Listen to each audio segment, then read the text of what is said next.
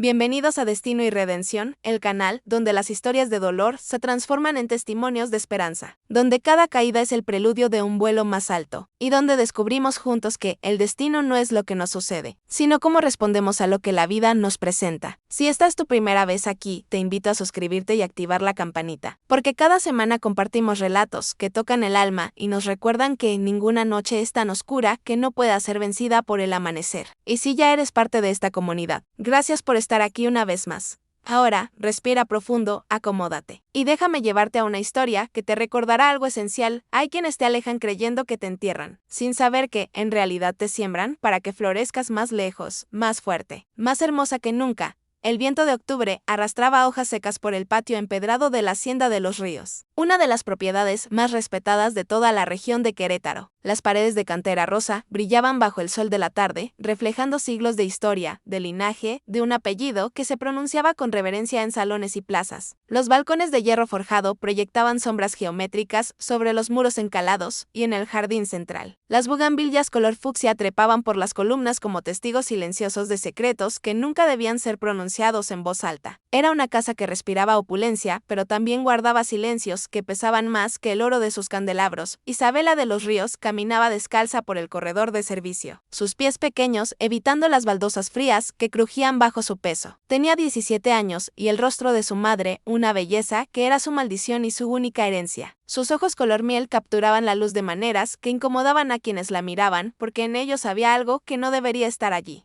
Algo que hablaba de nobleza en una muchacha que no tenía derecho a ella. Su cabello oscuro caía en ondas hasta su cintura, siempre recogido en una trenza simple que ella misma se hacía cada mañana, antes de que el resto de la casa despertara.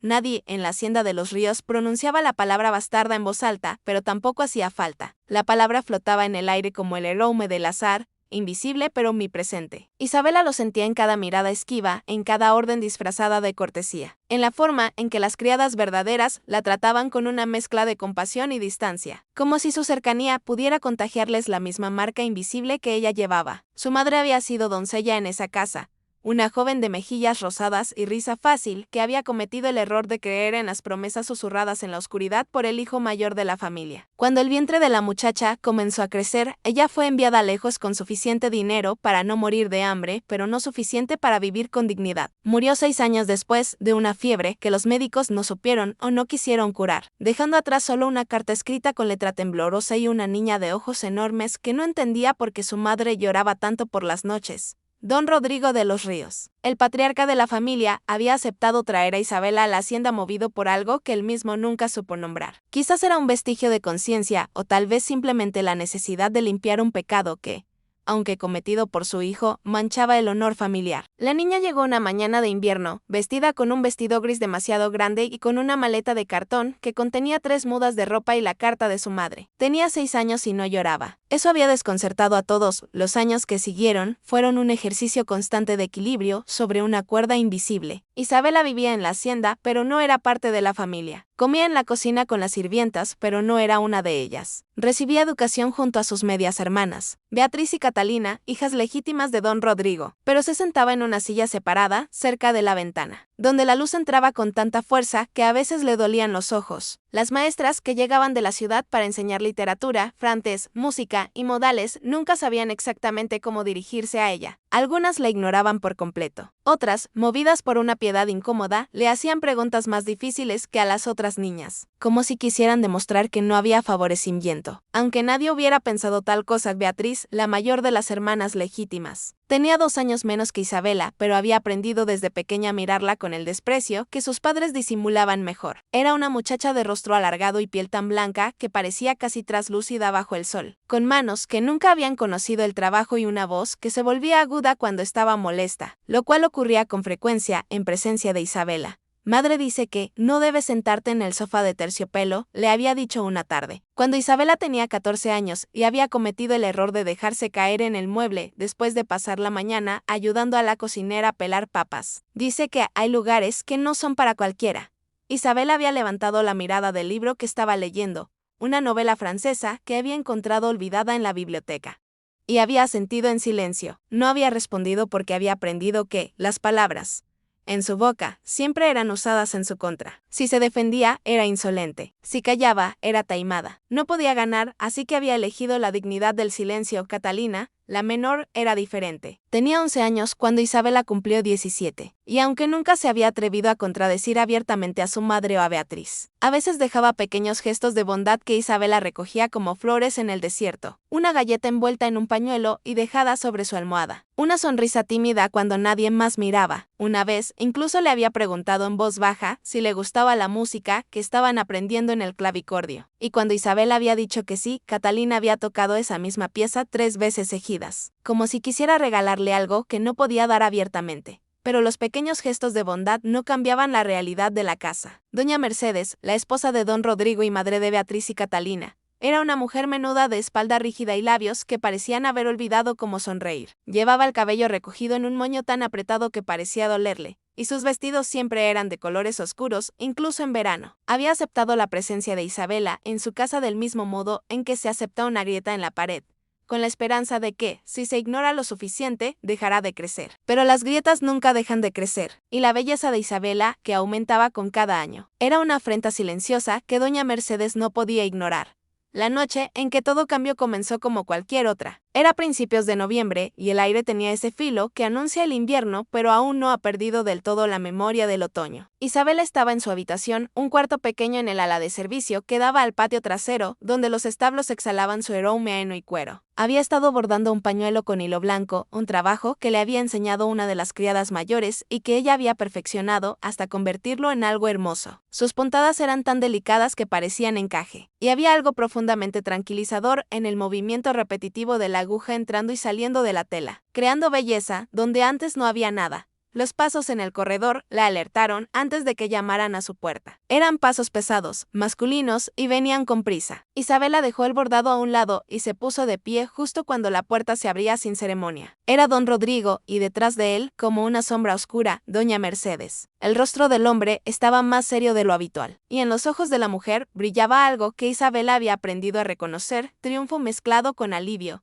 Isabela, dijo don Rodrigo, y su voz sonaba cansada, como si las palabras que estaba a punto de pronunciar pesaran demasiado. Siéntate, por favor. Pero Isabela no se sentó. Se quedó de pie junto a la ventana, con las manos cruzadas frente a ella, y esperó. Sabía que, lo que fuera que venía, no sería bueno. Los años le habían enseñado a leer los silencios de esa casa mejor que cualquier libro. Hemos tomado una decisión, continuó don Rodrigo, mirando hacia algún punto por encima del hombro de Isabela, incapaz de sostenerle la mirada. Beatriz se va a casar en la primavera. Es un buen matrimonio, con una familia respetable de San Miguel de Allende. Es importante que todo salga bien, que no haya complicaciones. La pausa antes de la última palabra fue deliberada. Isabela sintió como su estómago se contraía, pero mantuvo el rostro sereno. Doña Mercedes dio un paso adelante, y cuando habló, su voz era cortante como un cuchillo bien afilado. No es apropiado que estés aquí durante las celebraciones. La familia del novio vendrá a visitarnos, habrá fiestas, reuniones. Tu presencia sería incómoda para todos. Isabela cerró los ojos por un momento. Respiró hondo, dejó que el aire frío de la noche entrara en sus pulmones y luego lo expulsó lentamente. Cuando volvió a abrir los ojos, su voz salió más firme de lo que ella misma esperaba. ¿A dónde quieren que vaya? Tenemos familia lejana en el norte, cerca de Real de 14, dijo don Rodrigo, y por primera vez, una sombra de algo parecido a la culpa cruzó su rostro. Una tía lejana de mi esposa tiene una hacienda allá. Necesitan ayuda con los niños, alguien educado que pueda enseñarles. Hemos escrito ya, te esperan antes de fin de mes. Real de 14. Isabel había oído hablar de ese lugar. Estaba a días de viaje, en las montañas áridas del norte, un pueblo minero, donde el viento soplaba con fuerza suficiente para arrancar los pensamientos de la cabeza. Era el exilio. Lo sabía. Ellos lo sabían. Pero todos iban a pretender que era una oportunidad, una forma de ganar experiencia, de ser útil. ¿Cuánto tiempo?, preguntó Isabela, aunque ya conocía la respuesta. Doña Mercedes no respondió. Don Rodrigo carraspeó, miró hacia la ventana, hacia cualquier lado que no fuera el rostro de la joven frente a él. El tiempo que sea necesario, dijo finalmente. Isabela asintió lentamente. No había lágrimas en sus ojos, no había súplicas en sus labios. Los años le habían enseñado que la dignidad era lo único que nadie podía quitarle a menos que ella lo permitiera. Se mantuvo erguida, con los hombros hacia atrás y la barbilla levantada. Y cuando habló, su voz era tranquila como un lago en la mañana. ¿Cuándo debo partir? Pasado mañana, respondió doña Mercedes, y en su tono había una satisfacción apenas contenida. Ya hemos preparado tu baúl. El carruaje saldrá al alba. Esa noche, Isabela no durmió. Se quedó sentada junto a la ventana de su pequeña habitación, mirando hacia el cielo, donde las estrellas brillaban con una indiferencia que encontró extrañamente reconfortante. La luna estaba casi llena, y su luz plateada convertía el patio en un escenario de sombras danzantes. Pensó en su madre, a quien apenas recordaba, pero cuya ausencia había sido la compañera constante de toda su vida. Pensó en los años pasados en esa casa, caminando sobre cáscaras de huevo, existiendo en los márgenes de una familia que nunca la había querido, pero que tampoco había tenido el valor de rechazarla completamente. Y pensó, por primera vez en mucho tiempo, que quizás el exilio no era una maldición sino una liberación. Quizás, lejos de esa casa de silencios amargos y miradas que cortaban como cristales, podría finalmente respirar sin tener que medir cada inhalación. El amanecer llegó envuelto en niebla. Isabela se vistió con su mejor vestido, uno de color azul oscuro, que había sido de Beatriz y que doña Mercedes había mandado alterar para ella. No por generosidad, sino porque era más respetable enviarla con ropa decente que con harapos. Se recogió el cabello en su trenza habitual. Se lavó la cara con agua fría que le hizo sentir más despierta de lo que había estado en toda la noche, y bajó al patio, donde el carruaje ya esperaba. El vehículo era viejo pero sólido, tirado por 2 caballos de pelo marrón que piafaban impacientes en el aire frío de la mañana. El cochero, un hombre mayor de nombre Esteban, que llevaba trabajando para la familia de los Ríos desde antes de que Isabela naciera, la saludó con un gesto de cabeza que contenía más calidez que todas las despedidas que no había recibido de la familia. Don Rodrigo apareció brevemente en el balcón principal, miró hacia el patio y luego se retiró sin decir nada. Doña Mercedes ni siquiera se molestó en salir, pero Catalina, la pequeña Catalina, apareció corriendo por el corredor lateral, con el cabello aún suelto y los pies descalzos, y se detuvo a pocos metros del carruaje, con los ojos llenos de lágrimas que no se permitía derramar. Te voy a extrañar, susurró, y su voz era tan baja que Isabela apenas la escuchó por encima del ruido de los caballos. Isabela se acercó a ella, se inclinó y le dio un beso en la frente. Era el primer gesto de afecto físico que se había permitido con alguien de esa familia en años. Y sintió como algo dentro de ella se quebraba y se reparaba al mismo tiempo. Sé fuerte, le dijo a Catalina, y sé amable. El mundo necesita más amabilidad. Luego subió al carruaje. Esteban cerró la puerta, trepó a su asiento y con un chasquido de las riendas, los caballos comenzaron a moverse. Isabela no miró hacia atrás. Mantuvo la vista al frente, hacia el camino que se extendía más allá de las puertas de hierro de la hacienda, hacia el horizonte, donde el sol comenzaba a trepar por encima de las montañas distantes. El viaje a Real de 14 duró 5 días completos. 5 días de caminos polvorientos que serpenteaban entre montañas cada vez más áridas. De noches en posadas, donde las camas olían a humedad y las paredes eran tan delgadas que se podía escuchar cada movimiento de los otros huéspedes. Isabela viajaba la mayor parte del tiempo en silencio, observando cómo el paisaje cambiaba gradualmente. Los campos verdes y ondulados de Querétaro dieron paso a tierras más secas, donde los nopales crecían como centinelas espinosos y los mezquites proyectaban sombras retorcidas sobre el suelo rojizo de Esteban. El cochero era un hombre de pocas palabras, pero las que pronunciaba tenían el peso de la experiencia. En las paradas para descansar a los caballos, compartía con ella agua fresca de un odre de cuero y ocasionalmente algún comentario sobre el camino o el clima. Nunca mencionó las circunstancias de su viaje. No hacía falta. Había una comprensión tácita entre ellos. El tipo de comprensión que solo es posible entre personas que han vivido en los márgenes. El cuarto día, mientras atravesaban un valle particularmente desolado, donde el viento levantaba remolinos de polvo que oscurecían el sol, Esteban finalmente habló de algo más que el camino. La señora a la que vas a conocer, dijo sin mirar hacia atrás, manteniendo los ojos en el sendero irregular. Doña Gertrudis se llama. Es una mujer dura, pero justa. No te tratará con crueldad, pero tampoco esperará menos de lo que puedes dar. Isabela asintió, aunque él no podía verla. Luego, después de una pausa, preguntó algo que había estado rondando su mente desde que partieron. ¿Cómo es Real de 14? Esteban se quedó en silencio por un momento, como si estuviera buscando las palabras correctas. Es un lugar donde la tierra y el cielo pelean entre sí, dijo finalmente. Las montañas son tan altas que parece que quieren rasgar las nubes, y el viento sopla con tanta fuerza que a veces sientes que te va a arrancar del mundo. Pero hay belleza allí también. Una belleza dura, como de cosas que se niegan a morir, aunque nada las invite a vivir. Esa descripción se quedó con Isabela durante el resto del viaje. Cuando finalmente llegaron a Real de 14, al atardecer del quinto día, entendió exactamente a qué se refería Esteban. El pueblo se aferraba a la ladera de la montaña como si hubiera sido tallado directamente de la roca. Las casas eran de piedra gris con techos de teja roja que brillaban como brasas bajo el sol poniente. Las calles eran empinadas y estrechas, y el sonido de los martillos y los picos resonaba desde las minas que perforaban las entrañas de la montaña. Pero lo que más le impactó fue el silencio. No era un silencio absoluto, porque había ruidos, voces, el tintineo de herraduras contra piedra. Pero había una cualidad en el aire, una vastedad que hacía que todo sonido pareciera pequeño y temporal. Era como si el paisaje mismo recordara constantemente a sus habitantes lo insignificantes que eran en el gran esquema de las cosas. La hacienda de doña Gertrudis estaba en las afueras del pueblo, una construcción de base de muros gruesos y ventanas pequeñas diseñadas para mantener fuera el frío que bajaba de las montañas cada noche. Cuando el carruaje se detuvo frente al portón de madera, Isabela respiró hondo, alisó su falda y preparó su rostro para lo que fuera que viniera a continuación. Doña Gertrudis era exactamente como Esteban la había descrito. Era una mujer de unos 60 años, alta y delgada como un álamo, con el cabello completamente blanco recogido en un moño severo y ojos grises que parecían ver a través de las personas en lugar de mirarlas. Sus manos eran ásperas y manchadas por el trabajo, y cuando estrechó la mano de Isabela, su apretón fue firme, casi desafiante. «Así que tú eres la muchacha», dijo sin preámbulos, examinando a Isabela de arriba abajo. «Me escribieron que eras educada y sabías leer. ¿Es cierto?» «Sí, señora», respondió Isabela, sosteniendo la mirada de la mujer sin parpadear.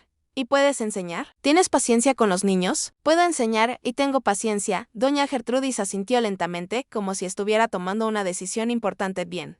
Tengo 3 nietos que viven aquí conmigo. Sus padres murieron en un accidente de mina hace 2 años. Necesitan educación, disciplina y alguien que no los trate como si fueran de cristal. ¿Puedes hacer eso? Puedo intentarlo, dijo Isabela. No me sirven los intentos, replicó doña Gertrudis. O puedes o no puedes. Isabela sintió algo despertar dentro de ella, algo que había estado dormido durante todos esos años en la hacienda de los Ríos. Era una chispa de desafío, pero también de propósito. Miró a doña Gertrudis directamente a los ojos y dijo con voz clara: «Puedo». Por primera vez, algo que podría haber sido el esbozo de una sonrisa cruzó el rostro de la mujer mayor. «Entonces, bienvenida. Tu habitación está en el 2.º piso, al final del corredor. Cena es a las 7. No llegues tarde». Los primeros días en Real de 14 fueron una revelación. Isabela descubrió que cuando nadie la miraba con desprecio o lástima, cuando nadie medía cada una de sus palabras, buscando insolencia o presunción, era capaz de cosas que nunca había imaginado. Los 3 niños, 2 niñas de 9 y 11 años llamadas Luz y María, y un niño de 7 llamado Pedrito, eran salvajes como cachorros de lobo, pero no eran crueles. Habían aprendido a desconfiar del mundo después de perder a sus padres, pero también tenían una capacidad innata para la alegría que los años aún no habían erosionado. Isabela les enseñaba por las mañanas, en una sala pequeña con ventanas que daban al valle. Les enseñaba a leer usando los pocos libros que doña Gertrudis tenía, y cuando esos se agotaron, inventaba historias. Les enseñaba aritmética usando piedras y frijoles, y geografía dibujando mapas en la tierra del patio. Pero más que eso, les enseñaba con su ejemplo que la bondad no era debilidad, que la dignidad se construía desde adentro, y que el mundo podía ser un lugar duro, pero no tenía que robar la capacidad de asombrarse.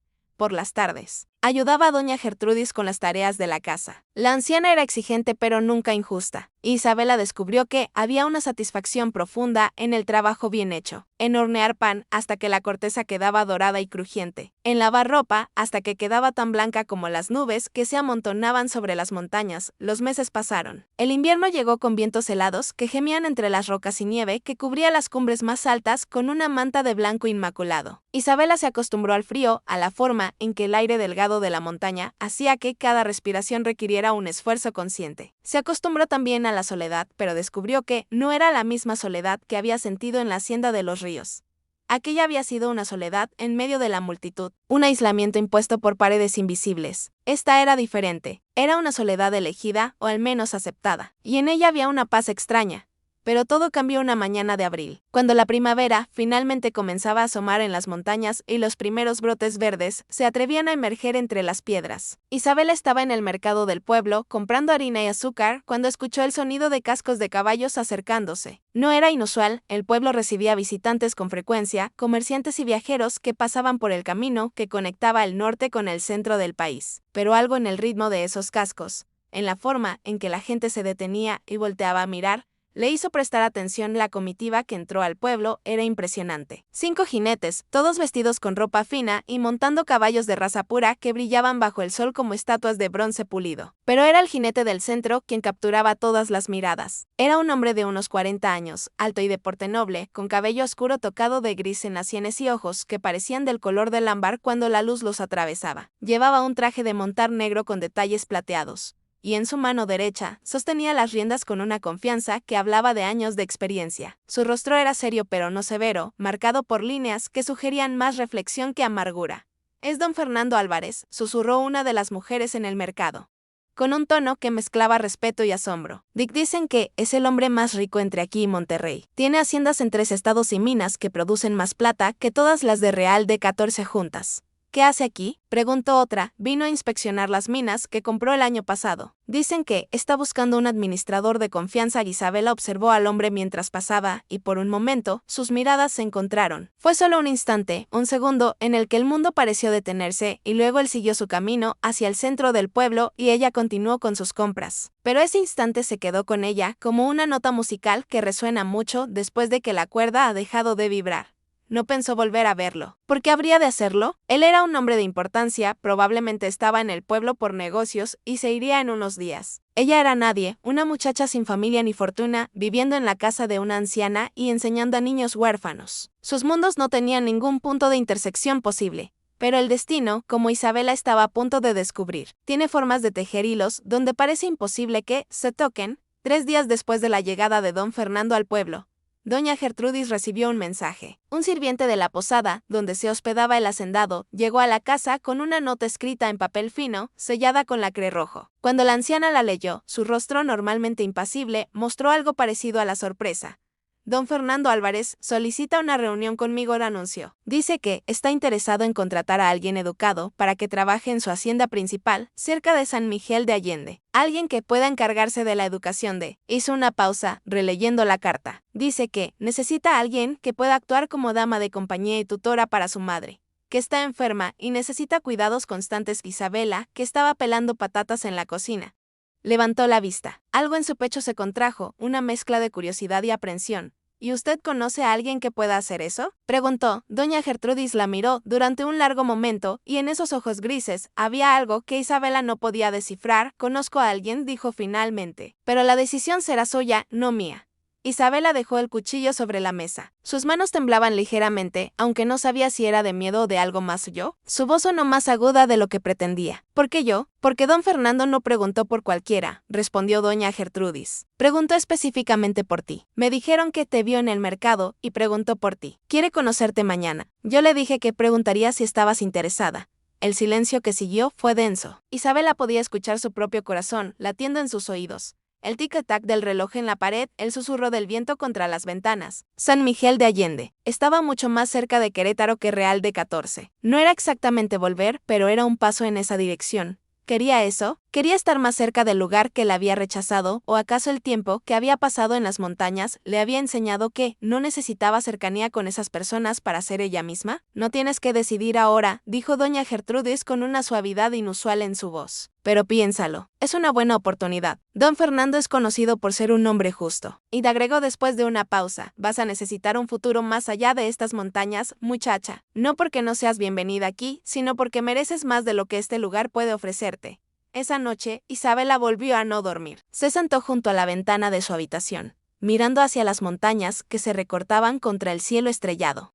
Y pensó en todas las veces que su vida había cambiado sin que ella tuviera voz ni voto. La muerte de su madre, su llegada a la hacienda de los Ríos, su exilio a Real de 14. Siempre había sido arrastrada por las decisiones de otros, como una hoja en un río, pero esto era diferente. Esta vez, la decisión era suya. Podía quedarse aquí, en este lugar áspero pero honesto, viviendo una vida simple pero digna. O podía arriesgarse otra vez, adentrarse en lo desconocido con la esperanza de que esta vez sería diferente. Cuando el sol comenzó a teñir las montañas de rosa y oro, Isabela había tomado su decisión. La reunión con don Fernando Álvarez se llevó a cabo en la sala principal de la casa de doña Gertrudis. La anciana había insistido en que fuera allí en lugar de la posada, como una forma de protección implícita para Isabela. una declaración de que la muchacha no estaba sola en el mundo, que había alguien que velaba por ella. Don Fernando llegó a media mañana, solo, sin el séquito de sirvientes que lo había acompañado días antes. Llevaba ropa más simple que la última vez, un traje oscuro sin adornos innecesarios, y cuando doña Gertrudis lo hizo pasar, inclinó la cabeza con un respeto que no parecía fingido. Isabela estaba de pie junto a la ventana, vestida con su mejor vestido, el azul oscuro que había traído de Querétaro. Se había peinado cuidadosamente con la trenza enrollada en un moño bajo, y sus manos, aunque temblaban ligeramente, estaban firmemente cruzadas frente a ella. Cuando don Fernando entró en la sala, sus ojos la encontraron inmediatamente, y por segunda vez Isabela sintió el peso de esa mirada. Pero esta vez pudo estudiarlo mejor. Vio la forma en que caminaba, con pasos seguros pero sin arrogancia. Vio como sus ojos, que ella había pensado que eran ámbar, eran en realidad de un marrón cálido con motas doradas. Y vio algo más, algo en la forma en que la miraba que no era lujuria ni desdén, sino curiosidad. Respeto, incluso, señorita Isabela, dijo él, y su voz era profunda y cuidadosamente modulada. Agradezco que haya aceptado reunirse conmigo. Don Fernando, respondió ella, haciendo una pequeña reverencia. Doña Gertrudis les indicó que se sentaran, y durante un momento incómodo, los tres permanecieron en silencio. Finalmente, don Fernando habló, seré directo. Porque sé que su tiempo es valioso. Mi madre, doña Esperanza, sufre de una enfermedad que los médicos no han podido diagnosticar completamente. Tiene momentos de lucidez y momentos de confusión. Necesita alguien educado que pueda leerle, mantener su mente activa. Pero también alguien con paciencia y amabilidad. He tenido varias damas de compañía, pero ninguna ha funcionado. Son demasiado superficiales, o demasiado impacientes, o simplemente están más interesadas en la posición social que en el trabajo en sí. Hizo una pausa, mirándola directamente. Cuando la vi en el mercado, el otro día, hablando con los niños que la acompañaban, vi algo diferente. Vi paciencia. Vi amabilidad genuina. No la que se adopta como máscara. Pregunté por usted y me dijeron que es maestra, que es educada y que trata a los niños con respeto. Esas son exactamente las cualidades que necesito. Isabel escuchó sin interrumpir. Cuando él terminó, esperó un momento antes de responder, ordenando sus pensamientos. ¿Puedo preguntar algo? Don Fernando, por supuesto. ¿Por qué yo? Específicamente, debe haber muchas mujeres más calificadas, con mejor reputación, con familias que puedan respaldarlas. La pregunta era directa, casi atrevida, pero Isabela había aprendido que, en momentos así, la honestidad era la única moneda que valía la pena. Don Fernando la miró durante un largo momento. Y cuando respondió, su voz tenía un tono de algo que podría haber sido melancolía. Precisamente por eso dijo, porque no busco recomendaciones ni apellidos. Busco carácter. Y el carácter, señorita Isabela, no se hereda, se forja. Y rara vez se forja en medio de la comodidad. Isabela sintió como algo dentro de ella se removía. Era la primera vez en su vida que alguien veía su historia, sus circunstancias, no como una mancha sino como una fortaleza. No sabía qué decir. Así que simplemente asintió. Hábleme de su madre, dijo finalmente. Y don Fernando habló. Le contó sobre doña Esperanza, una mujer que había sido una de las matriarcas más respetadas de San Miguel de Allende. Conocida por su agudeza mental y su generosidad. Le contó cómo la enfermedad había llegado lentamente, robándole primero la memoria de las cosas pequeñas y luego, gradualmente, fragmentos más grandes de su vida. Le contó sobre los momentos de lucidez en los que su madre era completamente ella misma, brillante y aguda. Y los momentos oscuros en los que no reconocía ni siquiera a su propio hijo. Mientras hablaba, Isabela vio algo que no había visto antes en un hombre de su posición. Vio vulnerabilidad, vio amor filial, profundo y verdadero. Y vio cansancio. El tipo de cansancio que viene de cargar solo con un peso que debería ser compartido. Aceptaré, dijo Isabela cuando él terminó, con una condición. Don Fernando levantó una ceja. Pero había interés en su mirada, no ofensa. ¿Cuál? Que si en algún momento siento que no estoy siendo útil, o que doña Esperanza necesita a alguien con más experiencia, pueda decirlo sin temor a represalias. Por primera vez, desde que entró en la sala, don Fernando sonrió. Era una sonrisa pequeña, apenas un levantamiento de las comisuras de sus labios, pero transformaba completamente su rostro. Tiene un trato, señorita Isabela. Los preparativos para el viaje tomaron una semana. Doña Gertrudis, aunque nunca lo dijo explícitamente, estaba triste de verla partir. Isabela lo veía en la forma en que la anciana se detenía en el pasillo, cuando pasaba junto a su habitación, en cómo le preparaba sus comidas favoritas durante esos últimos días, en el silencio que se extendía entre ellas, lleno de palabras no dichas. Los niños fueron más directos. Luz lloró abiertamente y Pedrito se negó a hablarle durante 2 días completos. hasta que finalmente apareció en su habitación la noche antes de su partida con un dibujo arrugado de los cuatro juntos. «Para que no nos olvides», dijo con voz temblorosa y luego salió corriendo antes de que Isabela pudiera abrazarlo. La mañana de la partida era clara y fría. Don Fernando había enviado un carruaje mucho más cómodo que aquel en el que había llegado de Querétaro, con asientos acolchados y cortinas de terciopelo que podían cerrarse para protegerse del polvo del camino. Doña Gertrudis la acompañó hasta la puerta y antes de que Isabela subiera al carruaje, la anciana la tomó de las manos. «Eres más fuerte de lo que crees», le dijo, «no lo olvides nunca. Y si alguna vez necesitas un lugar al cual volver, esta puerta siempre estará abierta para ti». Isabela no pudo contener las lágrimas, se abrazó a la anciana con una fuerza que sorprendió a ambas y durante ese abrazo sintió algo que nunca había experimentado completamente, el amor de una figura maternal, aunque llegara tarde y de forma inesperada. El viaje a San Miguel de Allende duró 4 días. Don Fernando cabalgaba junto al carruaje parte del tiempo, pero también entraba ocasionalmente para conversar con Isabela. Hablaban de muchas cosas, de libros, de la historia de México, de las diferencias entre las regiones áridas del norte y las tierras más verdes del centro. Don Fernando era un hombre culto, había viajado hasta Europa en su juventud y hablaba con pasión sobre arte y arquitectura. Pero también escuchaba con genuino interés cuando Isabela compartía sus propias observaciones sobre la naturaleza o los niños que había enseñado. Había algo extrañamente cómodo en esas conversaciones. No había el peso de la diferencia social que Isabela había sentido siempre en la hacienda de los Ríos. Don Fernando no la trataba como a una inferior, pero tampoco con la condescendencia de quien pretende igualdad donde no la hay. La trataba con respeto como a una igual intelectual. Y eso era algo que Isabela no sabía que necesitaba hasta que lo tuvo. La hacienda de Don Fernando era magnífica. Se levantaba en las afueras de San Miguel de Allende como un palacio andaluz, transportado a través del océano, con muros pintados de amarillo mostaza y techos de teja que brillaban bajo el sol de la tarde. Los jardines eran vastos, llenos de jacarandás que en esa época del año estaban cubiertos de flores moradas, que caían como lluvia cada vez que el viento soplaba. Había fuentes de cantera con agua cristalina, y en el aire flotaba el aroma de naranjos y limoneros. Pero fue cuando Isabela conoció a Doña Esperanza que realmente entendió por qué estaba allí.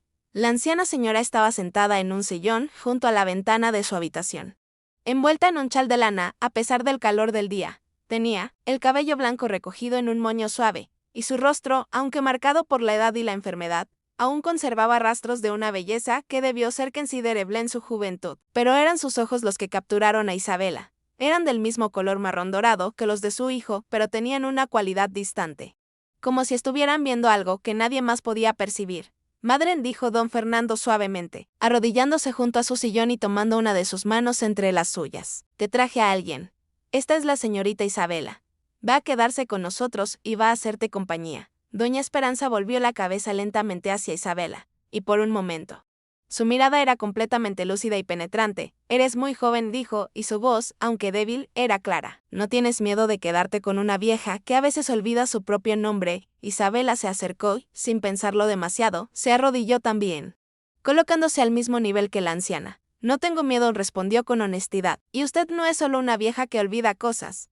Es una madre que es amada por su hijo, y eso es más importante que cualquier cosa que pueda olvidar». Los ojos de Doña Esperanza se llenaron de lágrimas, y cuando habló de nuevo, su voz temblaba. «Creo que voy a quererte, niña», y así comenzó la segunda transformación de Isabela de los Ríos. Los meses que siguieron fueron intensos y reveladores. Cuidar de Doña Esperanza requería paciencia infinita, pero también una sensibilidad especial para navegar entre sus momentos de lucidez y confusión. Algunos días, la anciana era brillante, recordaba poemas completos de Sor Juana Inés de la Cruz y discutía sobre filosofía con una agudeza que dejaba a Isabela asombrada. Otros días, no reconocía dónde estaba y llamaba a Isabela por nombres de personas que llevaban décadas muertas. Pero Isabela nunca se impacientó. Había aprendido en Real de 14 que el tiempo no siempre se movía en línea recta, que había momentos de velocidad y momentos de quietud, y que ambos tenían su propósito. Le leía a Doña Esperanza durante horas, desde novelas románticas hasta tratados de historia. La acompañaba en paseos por el jardín, empujando su silla de ruedas bajo la sombra de los jacarandás, mientras describía las flores, los pájaros, las nubes que pasaban. Y gradualmente, sin que Isabela se diera cuenta completamente, algo más comenzó a suceder. Don Fernando, que al principio mantenía una distancia respetuosa, comenzó a pasar más tiempo en compañía de ambas. Al principio eran visitas breves, llegaba para ver cómo estaba su madre y se marchaba rápidamente a atender sus negocios. Pero poco a poco, las visitas se alargaron. Se quedaba durante las lecturas, aportando comentarios o haciendo preguntas. Se unía a los paseos por el jardín. Y en las noches, cuando doña Esperanza descansaba, a veces invitaba a Isabela a cenar en el comedor principal, donde conversaban sobre todo y nada, mientras las velas proyectaban sombras danzantes en las paredes. Isabela sabía que estaba pisando terreno peligroso. Don Fernando era su empleador, un hombre de posición e importancia. Ella era una bastarda sin familia, sin dote, sin nada que ofrecer excepto su educación y su carácter. Pero había algo en la forma en que él la miraba, algo en la calidez de su sonrisa cuando ella decía algo que lo hacía reír, que hacía que su corazón latiera más rápido de lo que debería. Y él parecía sentir lo mismo. Una tarde de septiembre, casi un año después de que Isabela llegara a la hacienda, don Fernando la encontró en la biblioteca. Había estado buscando un libro para leerle a su madre cuando él entró, cerrando la puerta suavemente tras de sí. Isabela sintió inmediatamente que algo era diferente. Había una tensión en el aire, una especie de electricidad que hacía que cada movimiento pareciera significativo. Isabela, dijo él, y era la primera vez que la llamaba por su nombre sin el título. Necesito hablar contigo. Ella dejó el libro que tenía en las manos y se volvió para mirarlo. Su corazón latía tan fuerte que estaba segura de que él podía escucharlo. Sí, don Fernando. Él se acercó lentamente, como si cada paso requiriera un esfuerzo consciente. Cuando estuvo frente a ella, suficientemente cerca para que pudiera ver las finas líneas alrededor de sus ojos y el gris que se mezclaba con el negro de su cabello, habló con una voz que temblaba ligeramente. Soy un hombre que ha vivido mucho, Isabela. He visto negocios prosperar y fracasar. He conocido el éxito y la pérdida. Pero en todos estos años, nunca había sentido lo que siento cuando estoy cerca de ti. Isabela no podía respirar. No se atrevía a interrumpir, a romper el momento con palabras que podrían ser incorrectas. No buscó una esposa por conveniencia, continuó don Fernando. No necesito una alianza matrimonial para aumentar mi fortuna o mi posición. Pero necesito, hizo una pausa, buscando las palabras correctas. Necesito a alguien que vea el mundo como tú lo ves. Alguien que entienda que la verdadera riqueza no está en las haciendas o las minas, sino en la bondad, en la paciencia, en la capacidad de amar sin esperar nada a cambio. Se arrodilló entonces, y el gesto fue tan inesperado que Isabela dio un paso atrás, chocando contra el estante lleno de libros. Isabela de los Ríos, ¿me harías el honor de convertirte en mi esposa? El silencio que siguió parecía extenderse por una eternidad. Isabela miraba al hombre arrodillado frente a ella. Este hombre poderoso que no necesitaba arrodillarse ante nadie, pero que había elegido hacerlo ante ella, y sintió como todas las piezas de su vida, todos los momentos de dolor y humillación, todas las noches de soledad y duda, de repente cobraban sentido. No tengo dote, dijo finalmente, y su voz sonaba extrañamente tranquila. No tengo familia que pueda respaldar este matrimonio. Mi reputación. Tu reputación, la interrumpió él suavemente, poniéndose de pie y tomando sus manos entre las suyas. Tu reputación ante mí es impecable. Eres la mujer más noble que he conocido. Y en cuanto a la dote y la familia, déjame preguntarte algo. ¿Acaso el sol necesita el permiso de la tierra para brillar? ¿Acaso el río pregunta a las piedras si puede fluir? Tú eres quien eres, Isabela, y eso es suficiente. Es más que suficiente. Las lágrimas comenzaron a rodar por las mejillas de Isabela sin que pudiera detenerlas. Eran lágrimas de liberación de una herida que finalmente comenzaba a sanar, de la comprensión de que a veces el destino no es cruel sino misterioso, y que los caminos más oscuros pueden llevar a los amaneceres más brillantes. Sin susurró, sí, me casaré contigo. La boda se celebró 2 meses después, en la capilla privada de la hacienda. Fue una ceremonia pequeña e íntima, con solo algunos amigos cercanos de don Fernando y los sirvientes de la casa, que se habían encariñado con Isabela. Doña Esperanza estuvo presente en uno de sus días lúcidos, y cuando Isabela pasó frente a ella, camino al altar, la anciana sonrió y dijo en voz baja, sabía que eras especial desde el momento en que te vi. Isabela llevaba un vestido blanco simple pero elegante, sin adornos excesivos, y su cabello suelto caía en ondas sobre sus hombros, coronado por un tocado de flores de azahar. Don Fernando la esperaba al frente, vestido de negro impecable, y cuando sus miradas se encontraron, Isabela supo sin ninguna duda que esta era la decisión correcta. El sacerdote pronunció las palabras tradicionales, y cuando llegó el momento de los votos, don Fernando tomó las manos de Isabela y habló con una voz que resonaba en la pequeña capilla: prometo honrarte, respetarte y amarte, no a pesar de tu historia, sino por todo lo que eres gracias a ella. Prometo ser tu refugio en la tormenta y tu compañero en la calma. Y prometo cada día mostrarte que el amor verdadero ve el alma, no las circunstancias. Isabela respondió con voz firme, prometo ser tu igual en espíritu, tu sostén en los momentos difíciles y tu alegría en los buenos tiempos. Prometo nunca olvidar de dónde vengo, porque ese camino me trajo hasta ti. Y prometo amarte con toda la fuerza que nace de un corazón que ha conocido la oscuridad y ha elegido la luz. Cuando el sacerdote los declaró marido y mujer, el sol de la tarde entraba por los vitrales de la capilla, creando arcoíris de luz que danzaban sobre el altar. Y en ese momento, Isabela sintió que, finalmente, había encontrado su lugar en el mundo.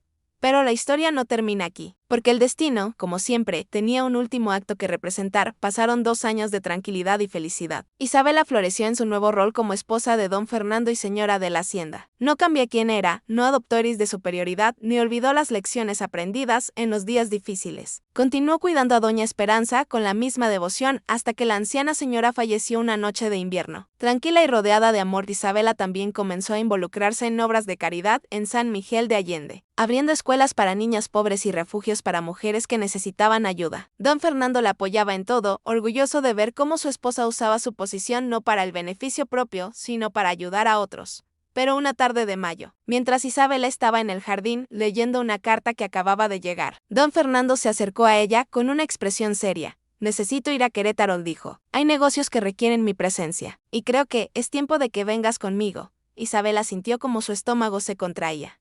Querétaro.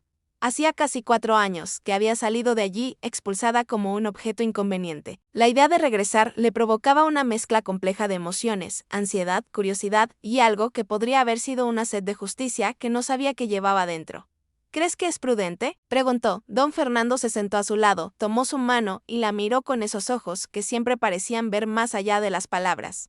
Creo que es necesario, dijo suavemente, no para demostrar nada a nadie, sino para que tú misma veas cuánto has crecido, para que cierres ese capítulo no con amargura, sino con la comprensión de que sobreviviste, prosperaste y te convertiste en quien estabas destinada a ser. El viaje a Querétaro duró 3 días. Isabela iba en silencio la mayor parte del tiempo, mirando por la ventana del carruaje como el paisaje cambiaba gradualmente, volviéndose más familiar con cada kilómetro. Reconocía los contornos de las montañas, el color particular de la tierra, el aroma de los campos. Era como leer un libro que habías olvidado, pero que tu cuerpo recordaba perfectamente.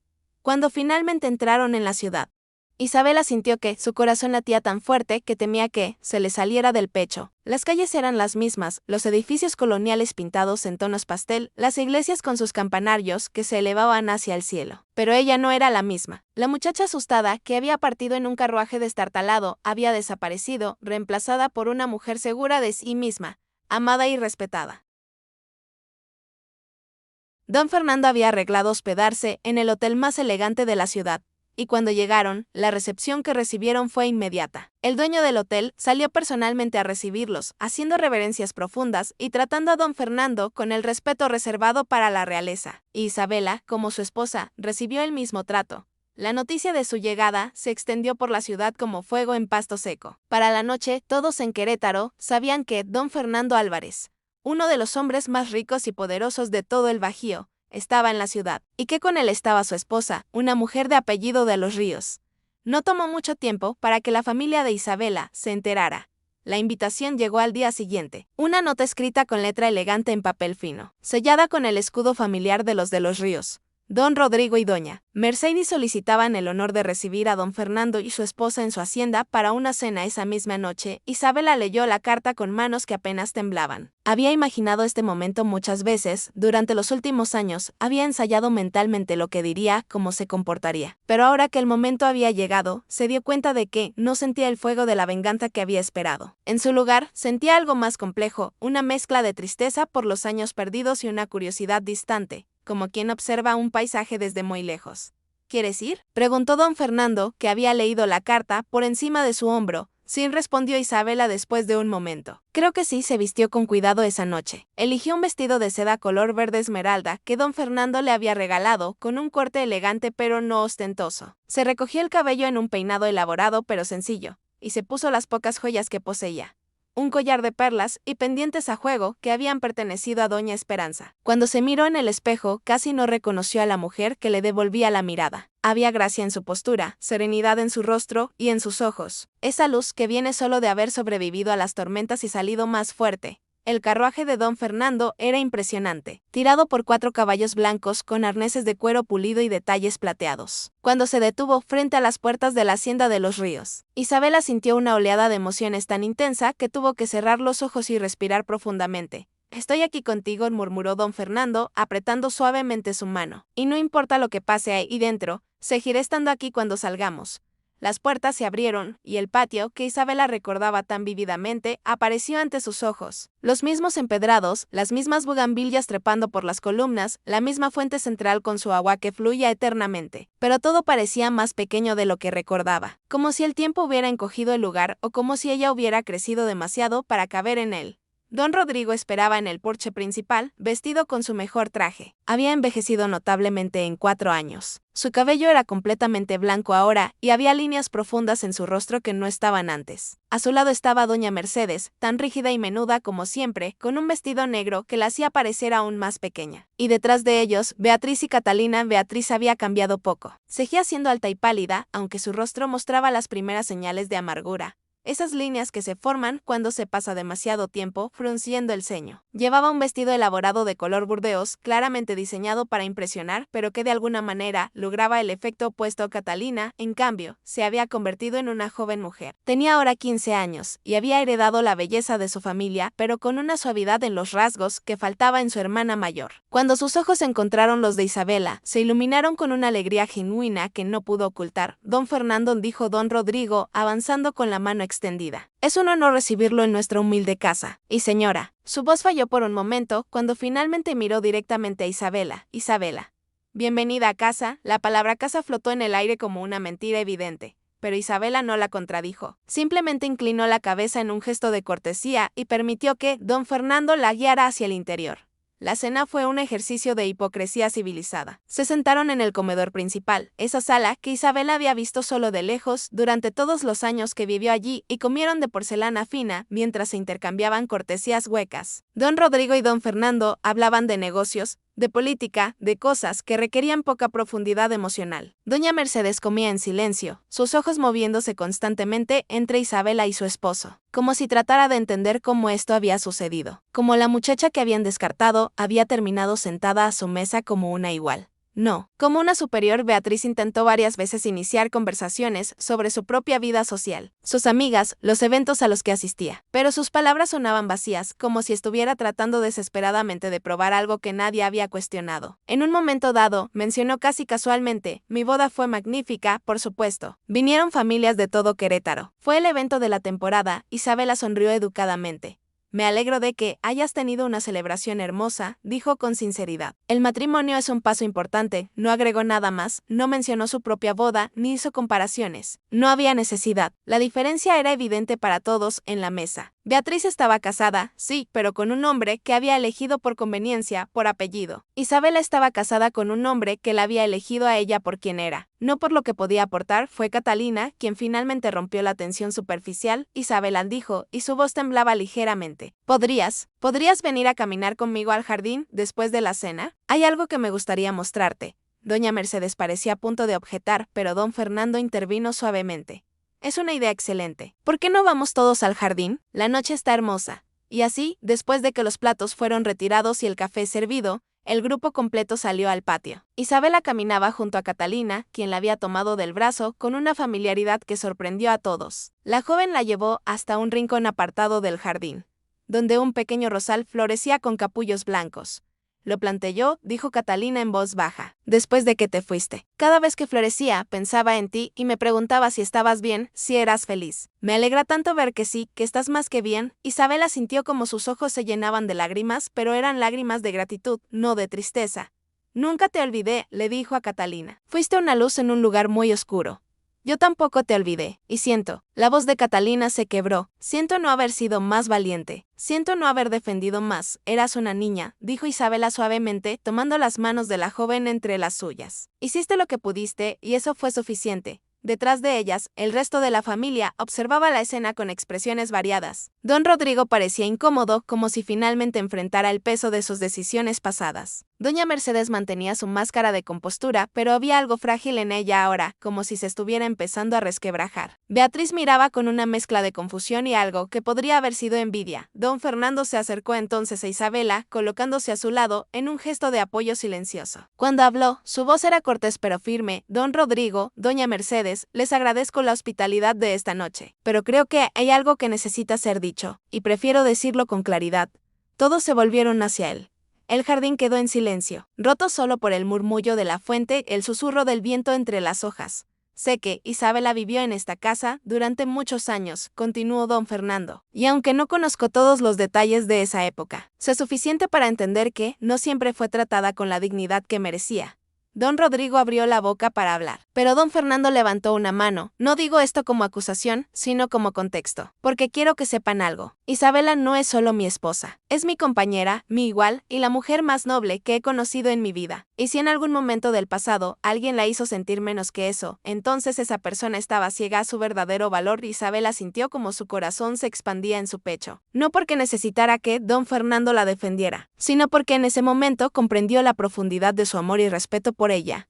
Doña Mercedes finalmente habló, y su voz, por primera vez en toda la noche, sonaba casi humana. Hicimos lo que creímos correcto en ese momento, dijo, aunque había poca convicción en sus palabras. Las circunstancias serán complicadas.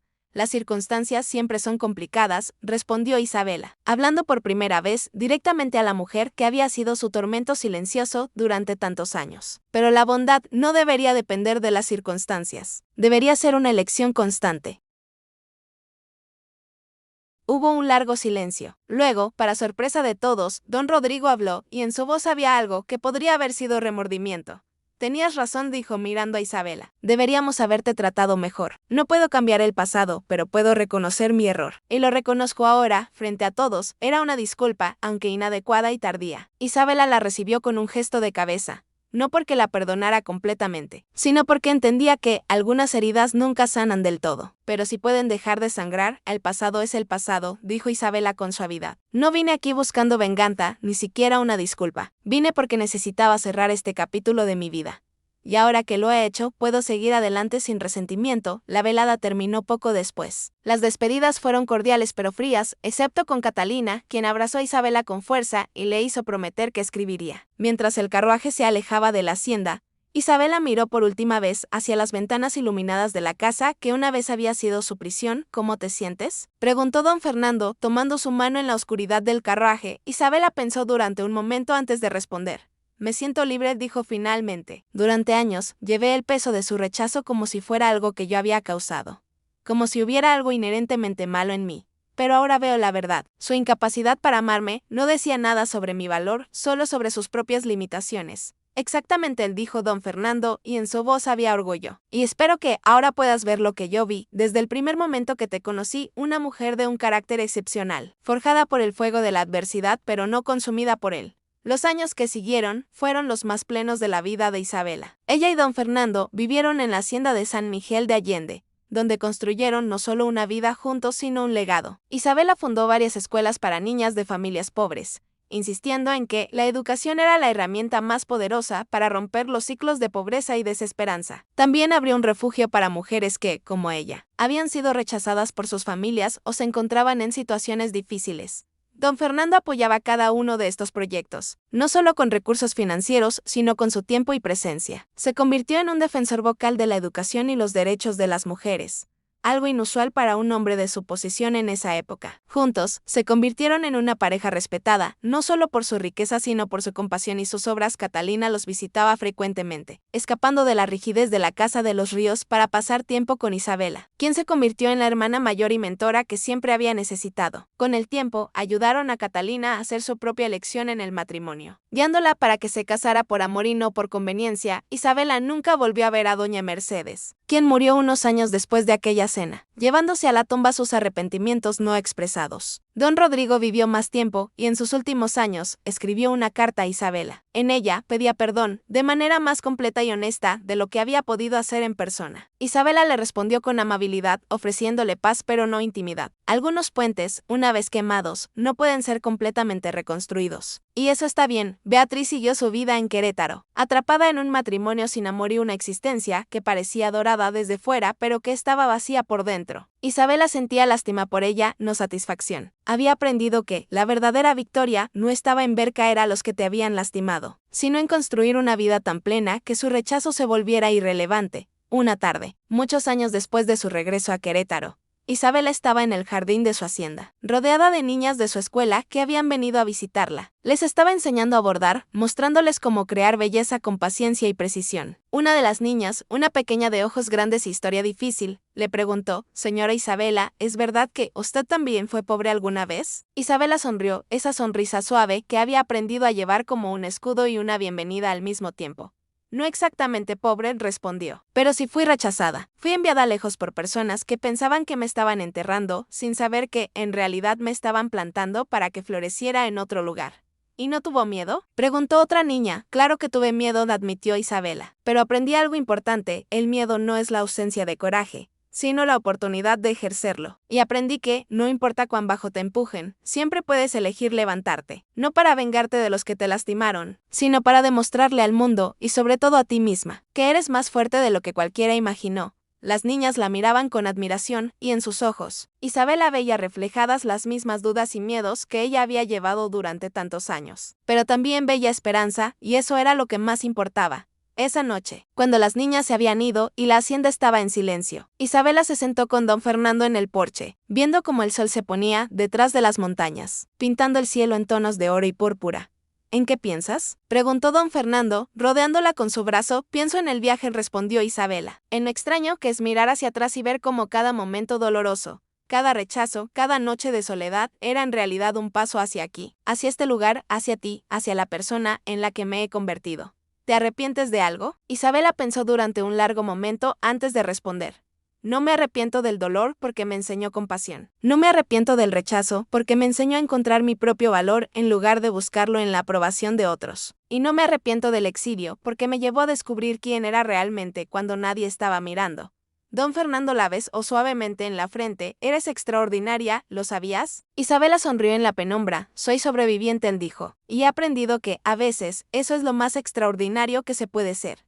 Los años pasaron como hojas arrastradas por un río tranquilo. Isabela envejeció con gracia, con don Fernando a su lado cada paso del camino. Juntos, vieron crecer las escuelas que habían fundado, vieron a cientos de niñas educarse y salir al mundo con herramientas para construir sus propias vidas. Vieron cómo las semillas que habían plantado florecían en formas que nunca hubieran imaginado.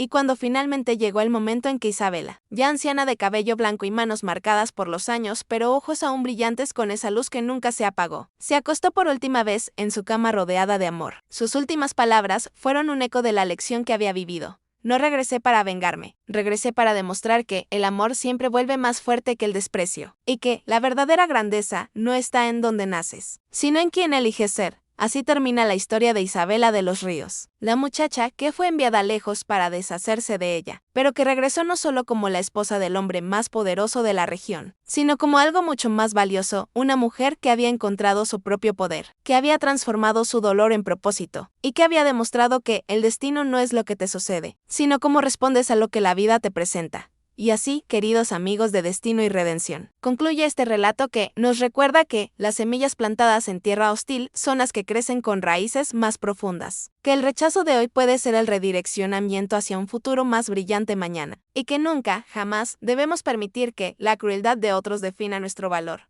Si esta historia te ha tocado el corazón, si has encontrado en Isabela un reflejo de tus propias luchas o un faro de esperanza para tus propios desafíos, te invito a compartir este relato con alguien que necesite escuchar que es posible salir adelante, que el dolor no es permanente y que la redención está siempre al alcance de quienes se atreven a seguir caminando, incluso cuando el camino es oscuro. Déjame un comentario contándome qué parte de la historia te resonó más? ¿Qué lección te llevas contigo? Y si aún no lo has hecho, suscríbete al canal y activa la campanita, porque cada semana traemos nuevas historias de destino y redención. Historias que nos recuerdan nuestra propia fuerza cuando más necesitamos recordarla. Gracias por acompañarnos en este viaje. Hasta la próxima historia, y recuerda siempre, tu pasado no define tu futuro, a menos que tú lo permitas. La grandeza nace del alma, no de las circunstancias. Hasta pronto.